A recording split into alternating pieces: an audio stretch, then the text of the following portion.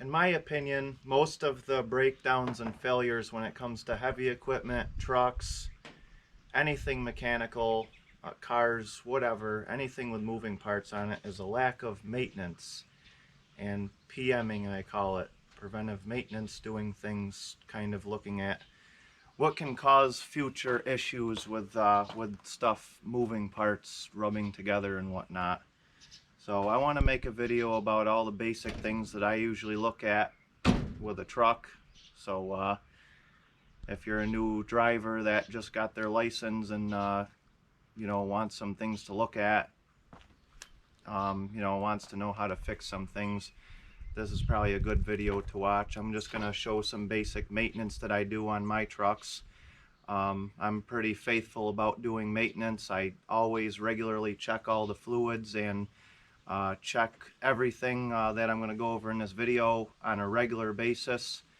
Regular basis being, it should be every day. You should look at stuff every day, but you know, I guess that's what I'm going to say. You could take it, but you know, you should check your oil and check things every day. That'd be the right thing. But you know, if you check your oil, you know, when you drive your truck and you don't see any like excessive smoke or any oil leaking on the ground or anything like that, then you pretty much know that, well, there's oil in it. You know, that's one of the big things, is every time you get out of your truck, you should look underneath and you should look behind you in the mirrors while you're driving it and make sure that nothing funky is going on. I'm just kind of going to look this truck over and just fix the basic things that, and look at the basic things that you should look at every day. But there are a couple things that need to be fixed on this, and one of the things on this truck is the clutch needs to be adjusted. Now this is an old truck. This is 1969, so the technology on this is going to be much different than your you know, than your late 90s 2000 trucks. I mean, it's all the same, but there's things that are going to be different.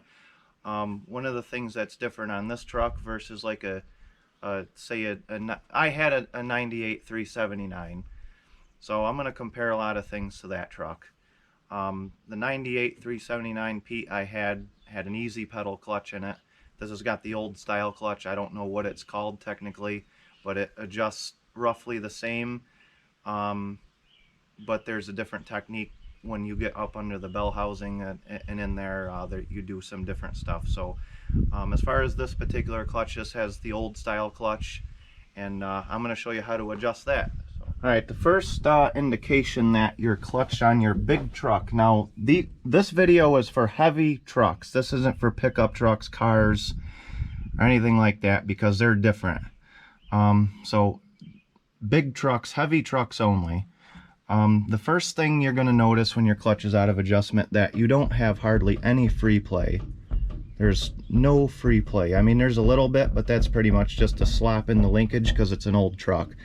So that's going to be your indication that now if you have a clutch on a truck that doesn't have any play at all, now I would suggest to stop what you're doing right now and do something about it, because you're going to kill that throwout bearing. So anyway, the first thing you need to do when you realize your clutch needs to be adjusted, now I'm not an expert technician. I'm not a truck mechanic. I know there's other videos on how to adjust clutches where the guys are probably a lot more experienced and stuff than I am. So I'm just going to do it the way that I've always done it and been taught to do it. But so when you adjust a clutch on a big truck, you do not mess with the linkage. Don't touch the linkage. That's not what you adjust. That's what you would adjust on a pickup truck or a car typically, I think. These, you don't mess with the linkage. Now, as far as free play, I've always known it as being, you want like at least a couple inches of free play, you know, 1 to 2 inches of free play. You know, like I said, this is an older truck, so this is going to be a little different than a lot of scenarios, because this thing has slop in the linkage. So but anyway, this is not quite enough free play for me. You know, I could go all through it and start explaining what's loose and everything, but this is going to be a basic thing. So the first thing you're going to do is you're going to get a board. You're going to have to measure the length of whatever board you need, but What I'm gonna do with this truck is you need either a partner, somebody to hold the clutch down, or you need to figure out a way to hold the clutch down. Now, it doesn't have to be all the way to the floor. In this case, I got a board, so I'm gonna put my board on the clutch so you can see what I'm doing. I'm gonna push the clutch down. I'm gonna kind of wedge it in the steering wheel somehow so it stays.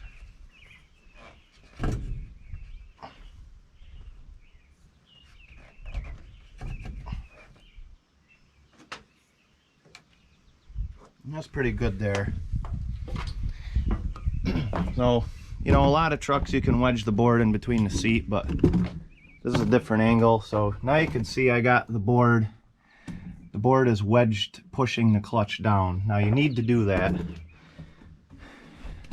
Take my advice, you're better off using a board, because sometimes these clutches are a little hard to adjust when they haven't been touched in a long time and they get a little sticky. If you have a partner helping you, they're probably going to be bitching at you about holding the clutch down for a long time, and it's not fun. So use a board. Alright, so this is going to be a little tricky to film here. I see a lot of clutch adjustment videos. They're pretty hard to film. I'm not going to go too crazy filming what's going on, because there's some pretty good videos on YouTube on how to adjust a clutch. So I'm just kind of going to go through the basics. So what you got on this old style clutch is you got this fork right here with this bolt that holds, and then you'll see up here these two notches. Well, this is actually a big disc in there, and these notches, it goes all the way around. So first thing you're going to have to do is take the bolt out. But before you do any of that, first thing you're going to have to do is get this, because this flywheel, this spins, and you know, whatever. You know that, I hope, anyway. So you're going to have to get that bolt to where you could get to it. So basically you could do a few different things.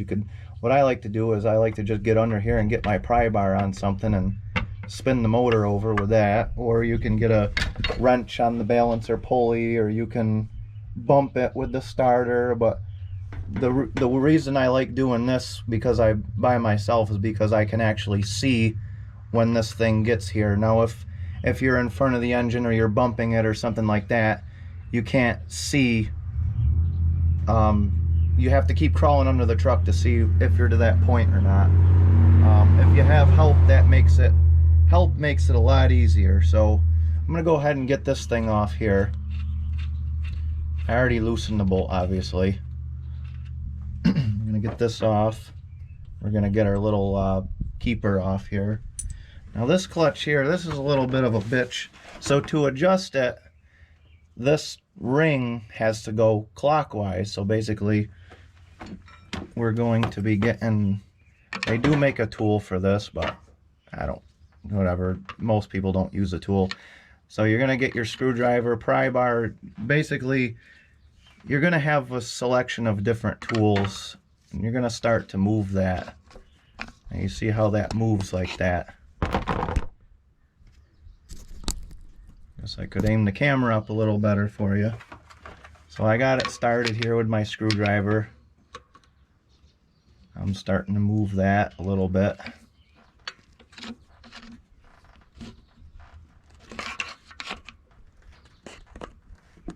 So we got one notch. I'm gonna grab something else. I'm gonna grab a 3/8. That's not quite big enough. You just got to keep working that over, I guess. I'm to the point now where I need two hands. So what I'm probably gonna do is get something to try to move this over, and you can watch me from here, but I got to let the camera go here. So all right, I'm gonna put you back here for now. Here's the hole right here we're working on, so you kind of know what's going on in here now. Don't be afraid to have an arsenal of different tools for this.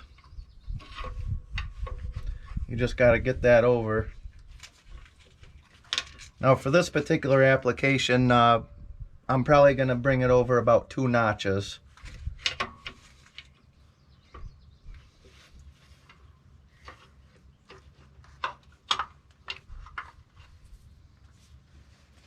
Sometimes you gotta get brutal with it. I don't know if this is the right way to do it, obviously not, but sometimes you get a chisel and a big drift pin in there and hammer it over. Can't imagine that's really recommended.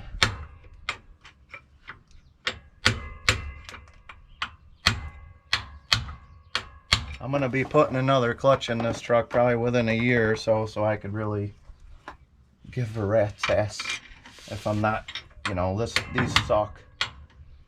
I'm not even gonna explain how to do the Easy Pedal one because I don't have it in front of me. Just watch a video on it, but they just have a nut. You still gotta get the board to hold the clutch pedal down, but those just have a nut. You basically just get a socket or a wrench and you push it in and you turn it. There's no lock clip or anything like this, so those are way better.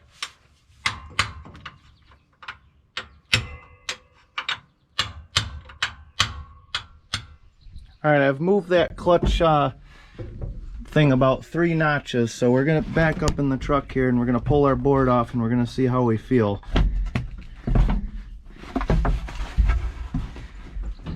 There we go. Alright, now look at the amount of free play we have now compared to what we did have. Much better. So the way I set this truck up is I had to use the clutch pedal for the gas motor, for the clutch for this motor, and this clutch doesn't have as much throw as the regular, so this is not stock on this truck, this motor and stuff, so what I'm saying here is probably not the way that you're supposed to do it on a completely stock truck. So for this truck, about that much free play is just what you need.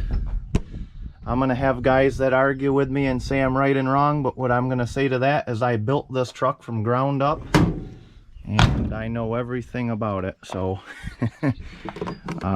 take it for what it's worth. All right, another little trick that old timer taught me was so when you look up in here, you got your grease fitting, and here's your clutch brake right here.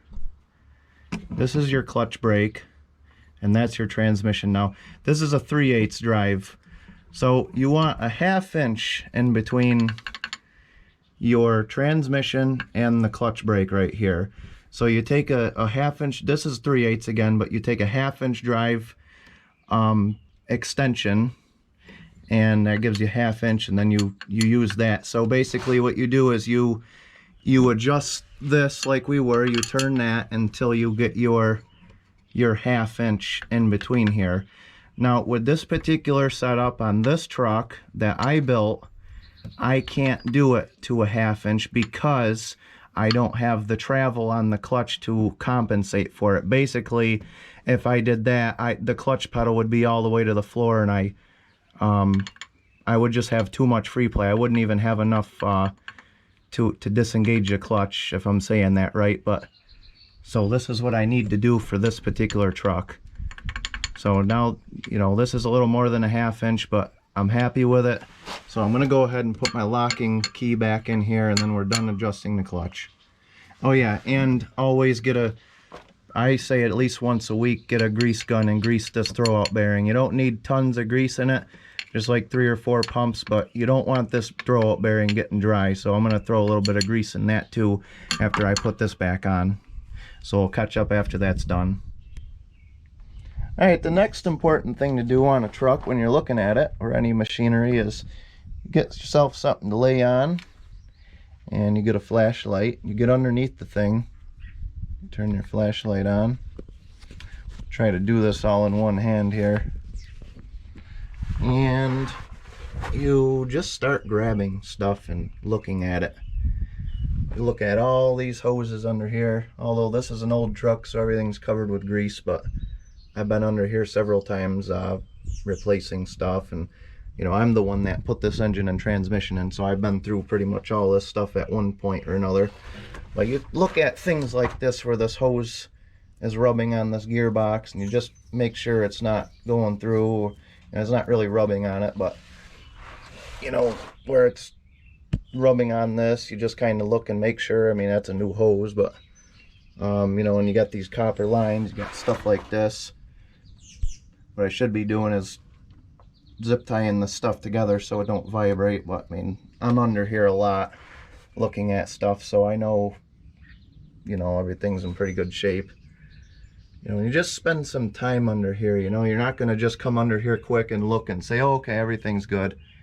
Spend some time, spend 10-15 minutes, and just take a nice, thorough, slow look at everything.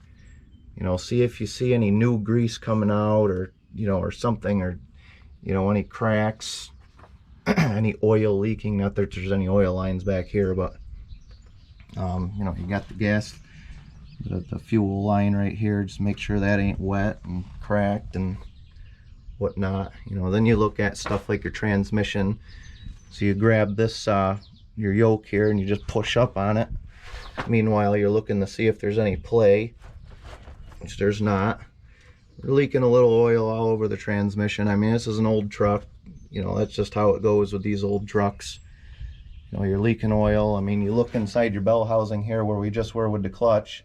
Make sure there's not oil pouring out of that. Because if there is, that's not very good.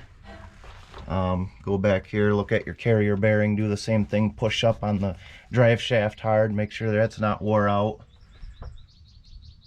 Let's move, you know, of course I'm looking at a lot more things. I'm just kind of giving you a brief overview on one thing on this particular truck that I'm going to have to fix someday is this slip yoke on this. You'll see where, I don't know if you can see it or not, but you'll see where there's some play on that, so I'm gonna have to do something about that someday, but it's not terrible.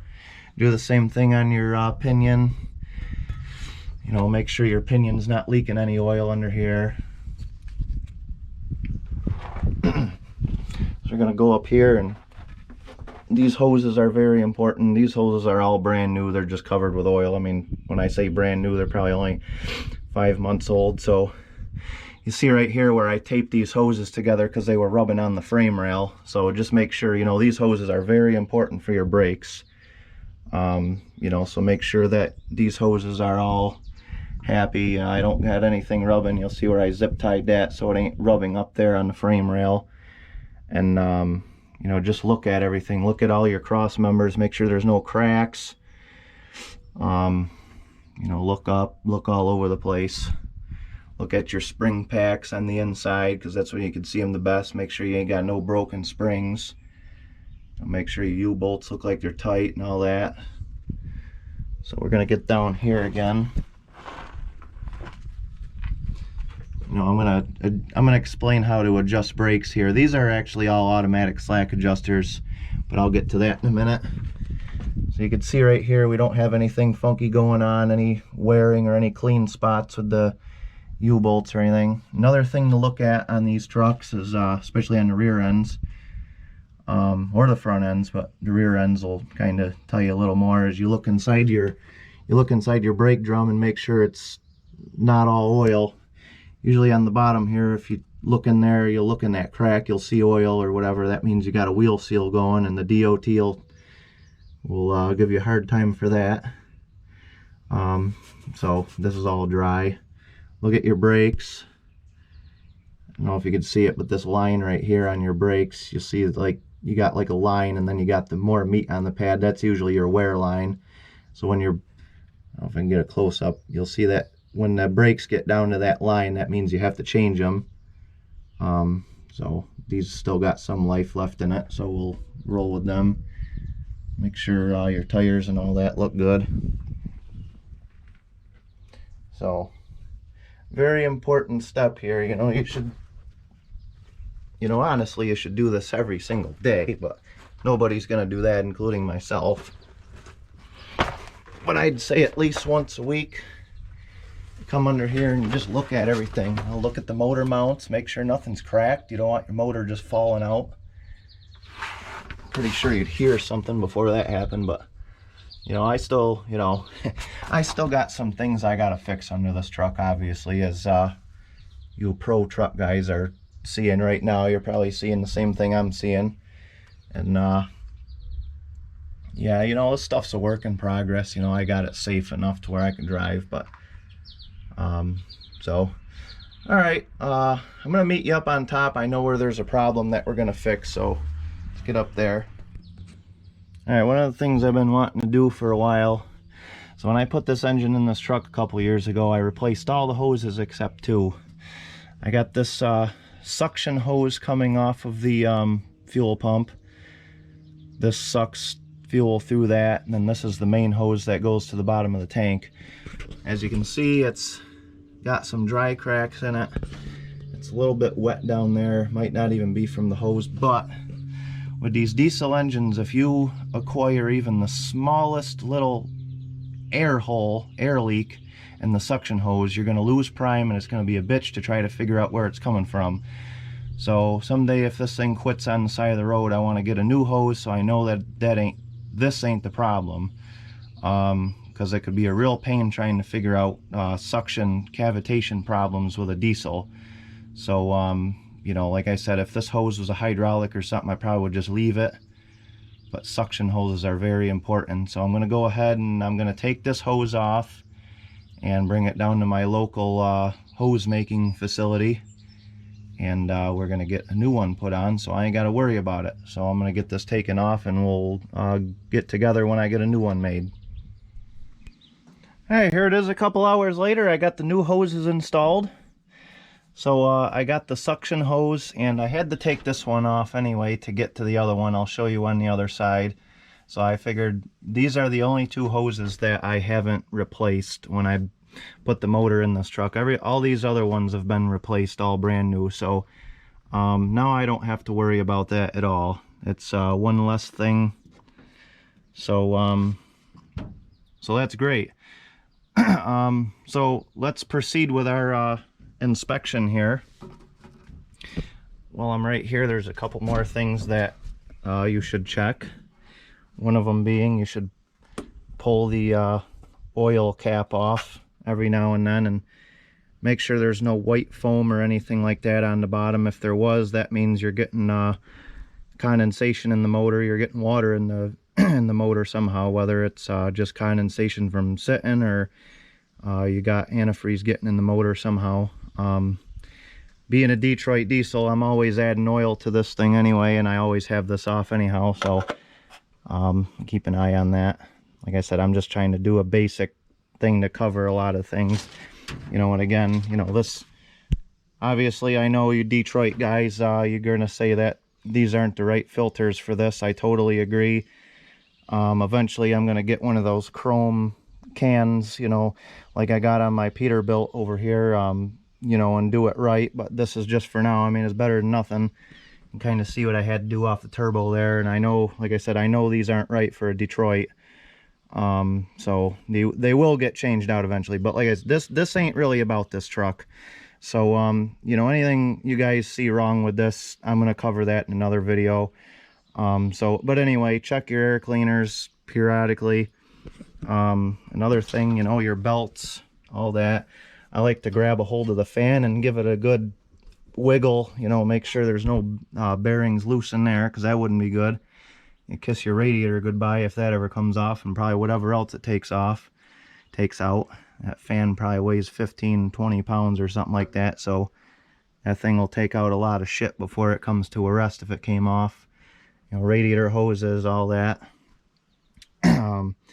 Again, this is a Detroit diesel. It's not uncommon to see oil everywhere, so this ain't too bad for a lot of Detroits I've seen. Make sure your starter wires are good down there. Your steering shaft, make sure the U-joint on that is in good shape. Yes, I removed the power steering off this truck. Let's go to the other side here. Pull our dipstick, check the oil, obviously. That's important. We got good enough, plenty of oil in this thing. We're always adding to her anyway. Alright, when you look in here at the radiator, a lot of trucks are going to have a sight glass. Get a closer look at it, which is right there. when you see the antifreeze in the sight glass, that means you're good. Don't fill it up. Don't fill it up all the way, because then you'll have problems. So there's the sight glass. It's different, and it's different places in different trucks, but eventually you should have a sight glass somewhere. And look down in your exhaust manifold. Make sure there's no black shit coming out. You got any leaks, cracks, anything like that. Look at your turbo, all that fun stuff. Your radiator, your heater hoses, all that. You don't want to blow one of them out. Yeah, we'll get under here. Alright, so here's the fuel pump, and there's the other side of the two hoses I replaced. As you can see, you have to take the small hose off to get to the big hose, so I might as well just replace that anyway. So yeah, that's replaced. So you know, brake hoses, all that stuff. We're looking at our springs, shackles, looking at the frame, looking at the exhaust, seeing if there's any kind of leaks. Like, if you see a leak, it'll look kind of like that, because that is a leak. You'll see black shit, but that ain't too bad. You know, if you see it real bad, you'll know that something's going on. Look at your tire depth here. Alright, sorry about that. I had a little fogging issue going on with my lens. I'm not sure what the hell caused that, but it's better now. I just had to replace the lens on this Hero 8 a while back, and it was real moist. It was real humid the day that I did it. I'm wondering if I got some moisture in there. So, alright, here we are again, wherever I left off. Check your tire tread depths, all that. I'm not going to go through all the specs and everything. That's something you can look up. Every state's probably different, I don't know. But anyway, just make sure it's not bald and there's belts showing. That's my opinion, I guess. Alright, so now what we're going to do is we're going to start the truck up and let it air up so we can check our brake adjustment. So hopefully it'll start up just fine, because I didn't prime the hoses I just put on. Typically you'd take these hoses and hold them up and dump fuel down in them, but this motor usually starts pretty good. So you just start it up and hold it right to the floor, and you know, it'll usually take it, you know, clean up a little bit. And you know, every motor is different. You know, cats aren't that simple, but these Detroits seem like they're pretty user friendly. So give this thing a try here.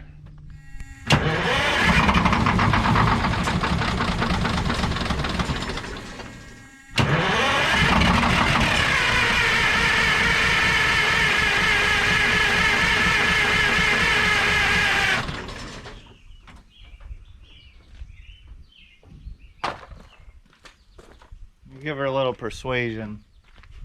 I know I'm gonna hear it about this. Not the right thing to do. I'm impatient.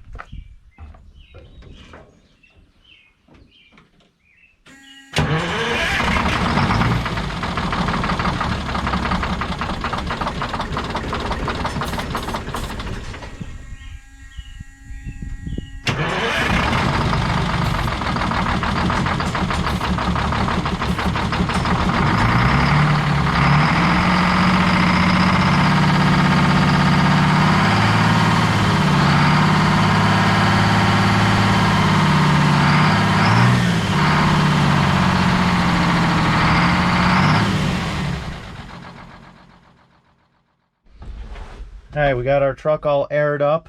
We got about 119 pounds of pressure. Now we just shut it off. We're just gonna listen for some air leaks here. Make sure nothing's leaking. But alright, so now it's time to adjust the brakes. So we're doing this by ourselves. It's easier to do it with another person, but we're doing it by ourselves. So this is how we're gonna do it. We're gonna release the parking brake. Of course, make sure your wheels are blocked so your truck don't roll over you.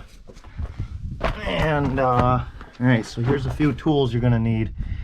Tape measure, marker, whatever size wrench it takes to adjust the brakes. So our brakes are all the way released right now. So what we're gonna do, I'm only gonna do one here.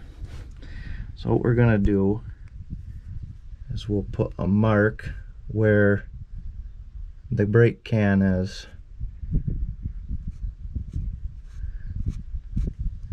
Right there. That's the edge of the brake can. All right, now I'm gonna go apply the parking brake and pull the button out.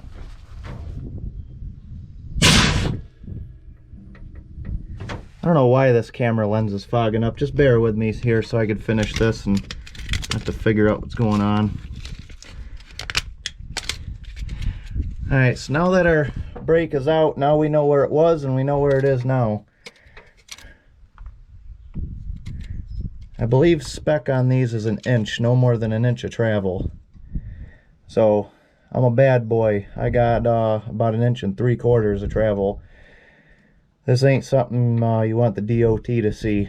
I think I think it's more like 3/4 of an inch of travel, but I'm pretty sure I've always known it as no more than 1 inch.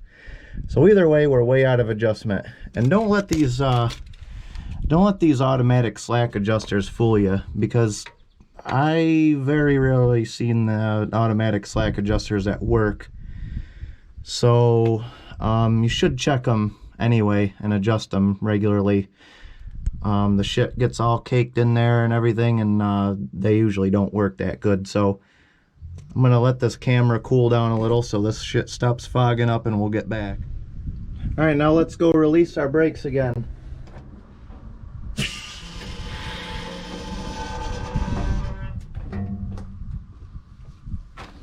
Now we're gonna come up here, and this particular brake has a 5/16 square head adjustment screw on it.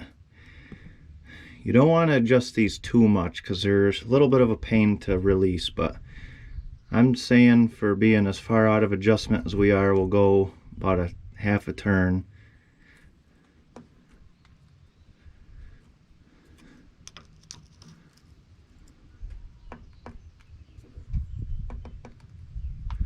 And that's counterclockwise. Alright, so we'll just do about a half a turn. This one here was the same, so we'll do about half a turn on that one as well, or so.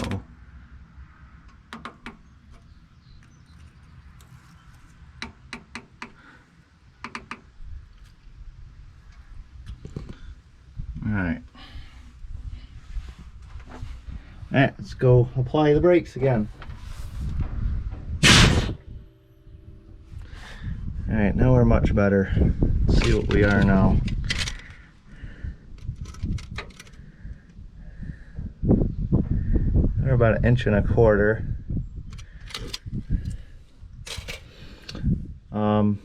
Yeah, we're 1.25 inches now. And the other one is just about the same. So go ahead and do that one more time. Basically all you do is you just keep doing it, you know, just a couple clicks at a time until you get your 1 inch travel. Hopefully everybody knows what I'm talking about here. And when you get your 1 inch travel, you're good. Like I said, look up your local laws and DOT regulations or whatever to find out exactly what it's supposed to be. Don't take my word for anything I'm doing on this, because I'm not a certified DOT inspector. I'm just kind of brought up and taught about it, and this is how I've always done it. It's a lot easier to do it with a partner, because you can have them up in the truck and all they got to do is just hit the brakes, release, hit the brakes, release. You don't have to keep getting in and out, which unfortunately that's how you have to do the front ones up there. So I mean, you could do it with a board or something, you know, put a board on the brake pedal, but it's just so much easier to do it with someone else. So that's how I'll do the front ones, but you guys get the drift. Like I said, all different slack adjusters have all different kinds of adjusters. Again, I'm not an expert, so I'm not going to ramble on about that. My 62P, they're manual, they're not automatic, and it has a I think it's a 5/8 or 3/4 inch bolt on the back with a collar around it. You put the wrench on, and then you push in, and then you turn it. You know, and there's probably more even more different kinds than that, but this is how this one is. So we'll stick with that, and we'll move on to the next step here. Alright, so the next thing we're going to talk about is greasing stuff. A lot of people say just grease your truck once every oil change, which is probably 10 to 20,000 miles depending on what you do for oil changes. I don't agree with that. I think you should grease it every week if you're running it hard or running it every day. I think it should be greased once a week, no questions. So that's just my opinion. I like to grease stuff and see stuff happy. So alright, what we got going on here now is we got our steering axle jacked up so we can spin our wheel.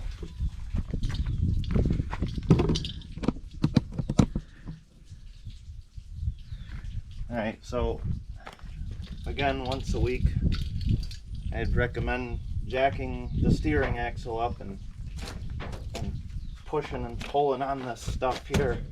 Make sure you don't have any play in the kingpin or the wheel bearing or anything like that. We're nice and tight on the side. As far as greasing goes, my opinion is you always jack the steering axle up to grease the kingpin, so there's always going to be a little bit of play in there. So when you jack it up, you get it to relax, so the grease goes on the side of the kingpin bushing that actually wears, because if you grease it while the weight is on it, the grease is just going to go in the spot where the kingpin bushing never wears. I wish I had a better way to explain it, I guess. But I mean, if you're not going to grease it at all, I'd say just grease it, but I would definitely recommend greasing the kingpin while the truck is jacked up. So that's my opinion. So we'll do that quick.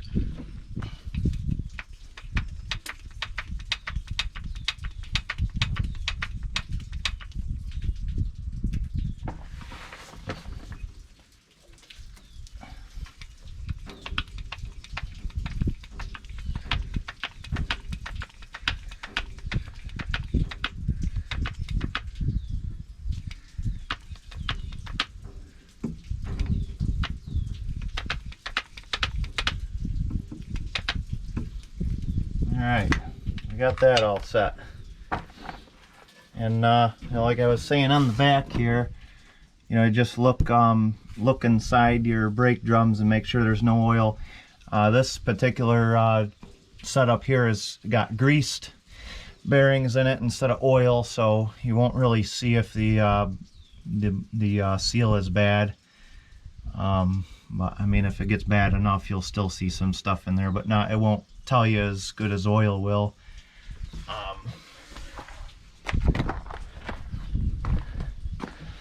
You know, another thing nobody does is grab a hold of your steering shaft right here and rock it back and forth.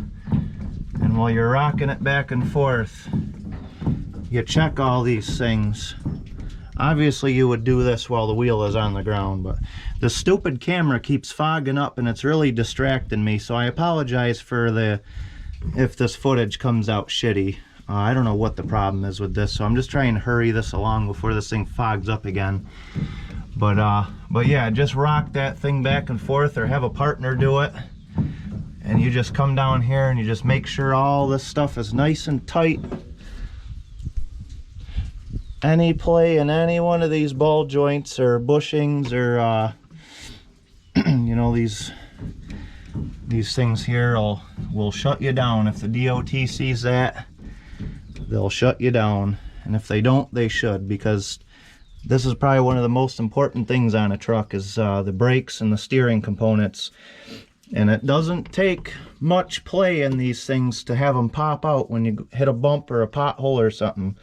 So if there's any play in any of these things, change it immediately. It's all I could say. Don't even drive it a mile.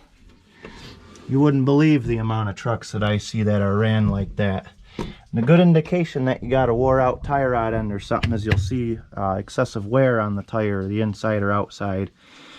You'll see one side is wore down more than the other, and that's a really good sign that you got something going on that's not right. Kingpin, tie rod end, wheel bearing, whatever. So if you see that, absolutely jack the thing up and check it. There's no excuses. Another thing I can show you right now, because I have actually had it happen on this truck. Of course, I can't get the freaking things off. But always check your lug nuts. One way to do that is you look at them. You don't do what they tell you in the book, and you're never going to see if lug nuts are tight by hand. I'll get this thing off of here. Alright. This actually happened on this truck, and it was my fault, because when I first got it together, I kind of rushed it together because I was so excited I wanted to take it for a ride with the new motor, and I forgot to tighten the freaking lug nuts. So whatever, you know, we all make mistakes, I'll admit it. But anyway, what you look for on these is exactly this. You see if the lug nut's loose, you'll see that it was wobbling around on there. Now granted, I only drove this thing about a half mile, and I got out to look at everybody, and my eyes went directly to that. Because I always look at stuff like this. Always look at stuff. Anytime you get out of your truck just to walk back and open your trailer doors or whatever kind of business you're into, you get out just to take a piss, whatever, look at stuff. So, you know, you see shit like this going on where it was wobbling, and you'll know something's going on. So always look at stuff like that. And you know, like I was saying about grease, go through and grease the whole truck.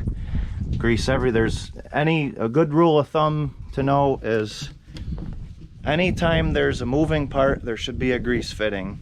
It's common sense, but some people don't get that. Anywhere there's a moving part, there should be a grease fitting. If there's not, it's probably broke off, so find where it's broke off and replace it.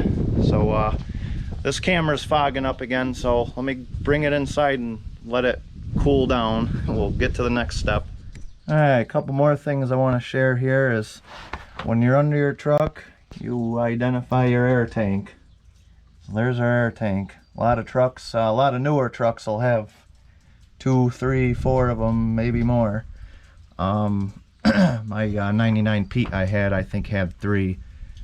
I had 1 underneath and then 2 on each side under the doors, but this truck's old, it only has 1. At the bottom of the air tanks, all of them, you'll see a petcock. I don't care if your truck has an air dryer or not on it, still drain this. So you get the point. I'm not gonna drain it all right now because I'm under here. Usually what I'll do is when I park the truck at night, I'll just crack this open and then I'll just leave it all night, let it get the shit out of it, and then the next morning or next time I start it, I'll just close it. If you forget, it ain't no big deal because you'll hear it hiss, and you'll hear that hissing sound. You'll go, oh, that's right. So, all right, another quick thing here. This goes for your rear end, your transmission, your transfer case, whatever. Somewhere's on it there's going to be a fill plug. So we're going to take this off. I'm going the wrong way, ain't I? Oh, we were going the right way. Trying to look at this through the camera. Alright, so what you do is you unscrew that. This is going to pour out of here, I already know. You unscrew your fill plugs slowly.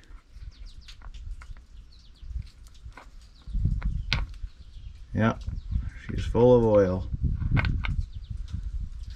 I know it's full of oil because I check it all the time. As far as these go, what you do is you pour oil into them until the oil comes out, and then you're good. Don't overfill it. Don't put the truck on blocks and tip it so you can fill it all the way up. They're not made for that. So and then when the oil comes out, you inspect what the oil looks like. This oil here is clean. I got some on my arm.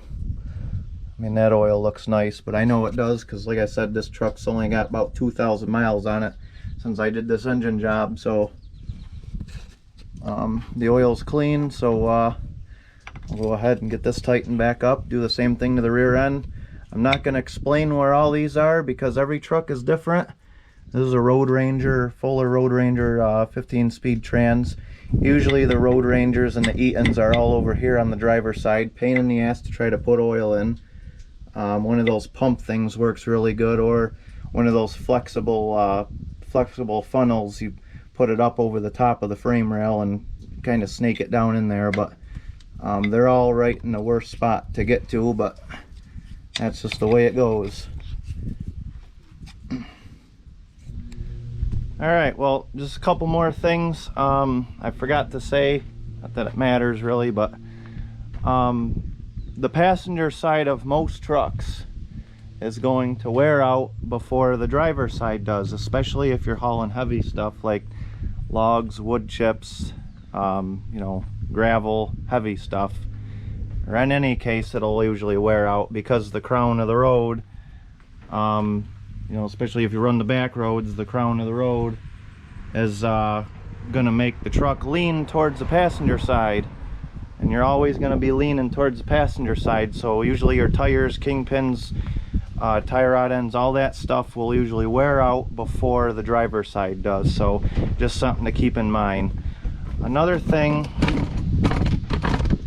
so when you jack your truck up to grease the kingpins, when you jack it up, you check to see if there's play in anything before you grease it. This is a lesson I've learned. I don't know how many people know it or not, but come to find out, when you grease the kingpins, like if they got a little bit of slop in them and you jack them up and you grease them, the grease will fill that up and you might not be able to notice it just by rocking it like this. So definitely jack it up, check it, then grease it after. Because if you grease it first, it might give you a false reading here.